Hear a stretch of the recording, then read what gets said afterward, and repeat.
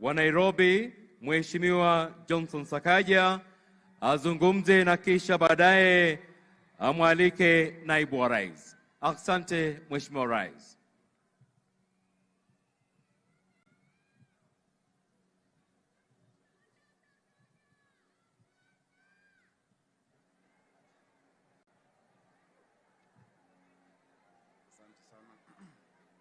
Thank you.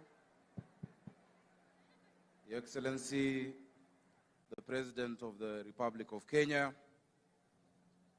and the Commander-in-Chief of the Defense Forces, Your Excellency, the First Lady, Mama Rachel Ruto, Your Excellency, the Deputy President of the Republic of Kenya, Rigathi Gachagua, and Pastor Dorcas Gachagua, Your Excellency, the Prime Cabinet Secretary, Musalia Mudavadi, and Mama Tesi Musalia, Cabinet Secretaries present, the Speaker of the National Assembly, the Speaker of the Senate, the Diplomatic Corps, members of Parliament from both the National Assembly and the Senate, wananchi wa Nairobi na wananchi wa Kenya, happy Jamhuri Day. Your Excellency, 59 years ago, close to where we stand today, in this county of Nairobi, our flag flew over a free people in a free country for the first time. Your Excellency, in the years before we won our independence, the people of Nairobi were violently divided by race. The colonizers' army surrounded and marched through Ziwani and Kariakor and Pumwani, arresting thousands of Nairobians, many of whom ended up in a camp near here in what we call today Uhuru Gardens. Your Excellency, some paid the ultimate price there. Thousands paid the ultimate price elsewhere in our country. That is the darkness from which our heroes of our independence delivered us from. Your Excellency, our freedom was bought by blood, and we should never forget that. We can never repay the debt that we owe to those who fought and died for our independence, but as responsible heirs, we can do three things.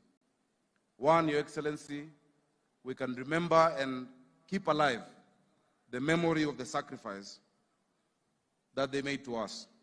That is why we're here, to remember, to commemorate, and to make sure that we hand down that memory to our young people and our children for tomorrow. Your Excellency, the second thing we can do is to emulate them.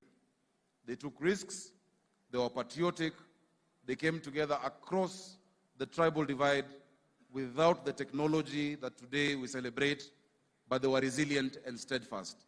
That spirit must always remain with the people of Kenya. And Your Excellency, thirdly, we can complete the work that they began.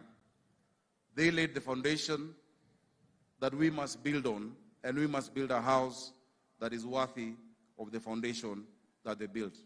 Your Excellency, continuing that work goes hand in hand with the theme of today, of ICT and innovation.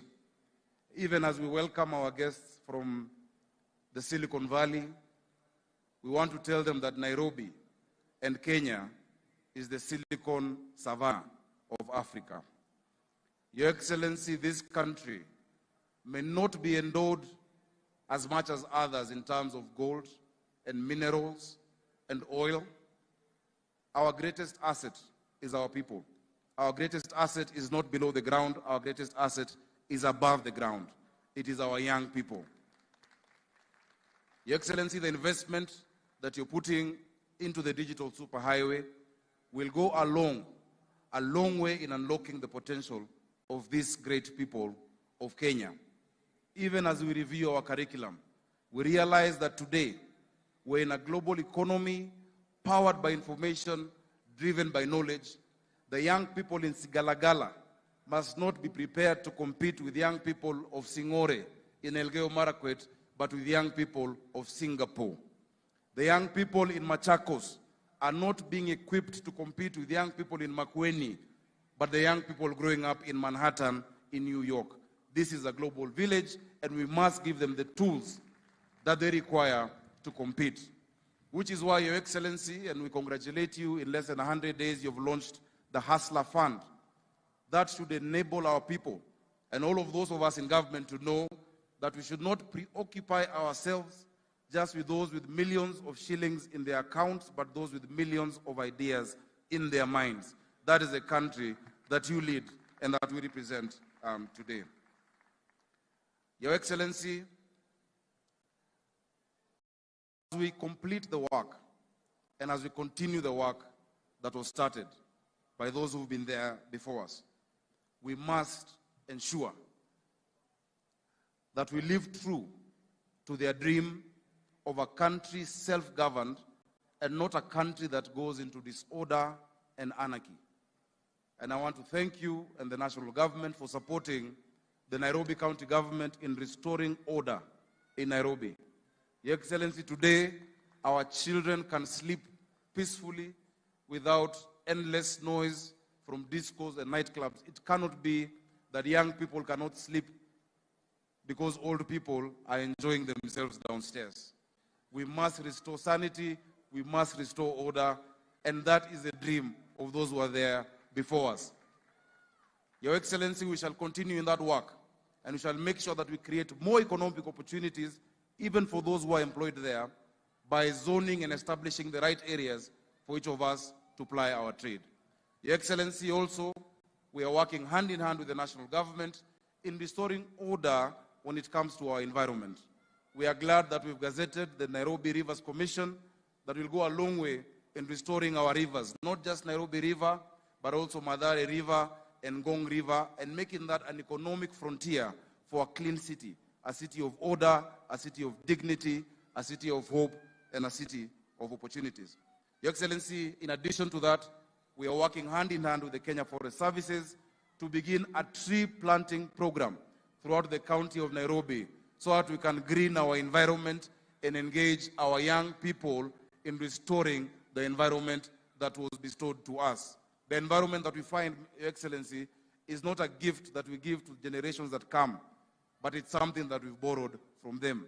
Today, we enjoy shades from trees that are planted by many who do not see them coming up. Let us provide that for generations to come. Finally, Your Excellency, as Governor of Nairobi, I want to offer you and the people of Kenya an early Christmas gift. You have seen the great creativity that has been displayed here. You've seen our arts, our ICT, you've seen our musicians. We want to welcome you to the first ever Nairobi Festival that begins today at Uhuru Park, that has been newly refurbished. There we're celebrating our arts, we're celebrating our culture. Our creative economy has the potential of being a mega employer. If you look at Nigeria, Nollywood is the second biggest employer after agriculture. We have that in us. Our young people have talent. We are showcasing 16 films from today and documentaries shot by young people in Nairobi over this week period. And Your Excellency, we will also enjoy the food and the vibe of Nairobi County. We want to welcome you. Your Excellency, finally, it is my privilege and my honor to, at this point, Your Excellency, invite the Deputy President of the Republic of Kenya to make his remarks on this Jamhuri Day. Karibu sana.